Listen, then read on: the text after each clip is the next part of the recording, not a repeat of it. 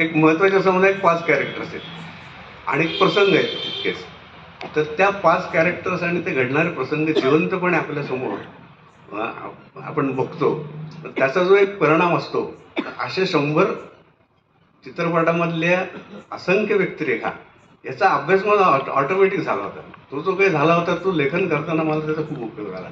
आणि मग विषय कुठलाही असो, मग तो आता तुम्हाला आता पॅपिलॉन हे तर ती गुन्हेगाराची कथा आहे, गॉडफादर हे माफिया आहे, कोमा हे वैद्यकीय मेडिकल विषय आहे, पिलगन हे वकिली पेशेवरती आहे. असे निरनिराळे कुठलाही विषय जरी असला तरी लिहिताना मला कधीच अडचण आली नाही. म्हणजे इतकं ते आधी पाहिलेलं असल्यामुळे वाचनही होतं बऱ्यापैकी, चित्रपट बघणंही होतं. आणि मग अशा रीतीने पॅपिलॉनच्या आधी साधारण एक 3-4 वर्ष मी वर्तमानपत्रात लेख लिहिणं, नाटक सिनेमाची परीक्षणं लिहिणं याची सुरुवात केली. आणि 73 साली, म्हणजे आता त्याला साधारण 50 वर्ष झाली, 73 साली पॅपिलॉन माझ्या वाचनामध्ये आलं पहिलं. ते वाचल्यानंतर मी झपाटून गेलो एकदम. म्हटलं हे जे पुस्तक आहे, हे पुस्तक जर मराठीमध्ये आलं तर ते वाचक खरोखर उचलून धरतील, खूप आवडेल. कसं आहे की एक अनुवाद हा एक मी एक क्षेत्र निवडलं. कुठलं पुस्तक किती गाजेल किंवा किती चालेल, वाचकांना किती आवडेल याची कल्पना अनुवादकाला, लेखकाला यायला पाहिजे. कारण त्याच्यावरती ते पुस्तकाचं यश अवलंबून असतं.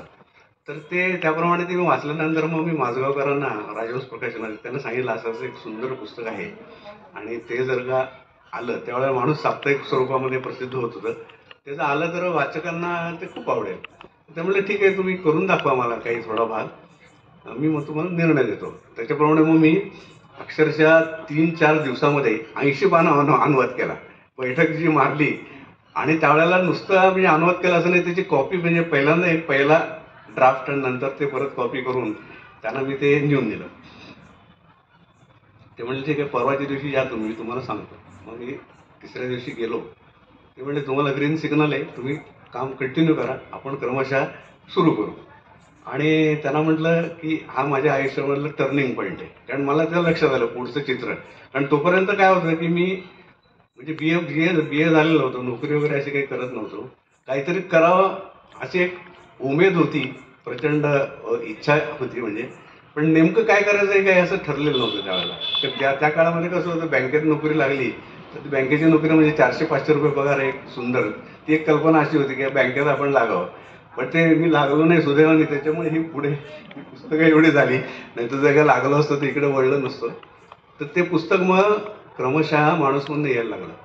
आता त्यावेळी गंमत सांगायची झाली तर पहिले 2-3 भाग आल्यावरच ते इतकं म्हणजे महाराष्ट्रावर अंक जायचा, इतकं ते लोकांना म्हणजे आवडत होतं की त्यातले 2-3 वाचक पुढचा अंक प्रसिद्ध होईपर्यंत त्यांना म्हणजे असं थांबवा उत्कंठा एवढी होती की ते आपल्याला आधी वाचायला मिळालं तर किती बरं होईल. तर त्या माणूसच्या प्रेसमध्ये एक 2-3 जण असे होते की ते कृप वाचायला यायचे, म्हणजे माणूसची म्हणजे प्रसिद्ध होण्यापूर्वी. आता त्यातलं एक नाव तुम्हाला सांगितलं, तुम्हाला आश्चर्य वाटेल. बाबासाहेब पुरंदरेंचा मुलगा अमृत पुरंदरे, जे पुरंदर प्रकाशनाचा जो बघतो, तो त्याच्यात एक होता की तो येऊन तिथे प्रूफ वाचायचा. इतकं ते त्यावेळेला उचललं गेलं पुस्तक. आणि नंतर मग ते 5 ऑक्टोबर 1975ला त्याची पहिली आवृत्ती प्रसिद्ध झाली. त्या आळंदीमध्ये आम्ही ज्ञानेश्वरांच्या समाधीमध्ये ते पुस्तक ठेवलं आणि त्याचं प्रकाशन केलं. रवींद्र पिंगे पण त्या दिवशी होते. तर कार्यक्रम छान झाला. ते पुस्तक प्रसिद्ध झालं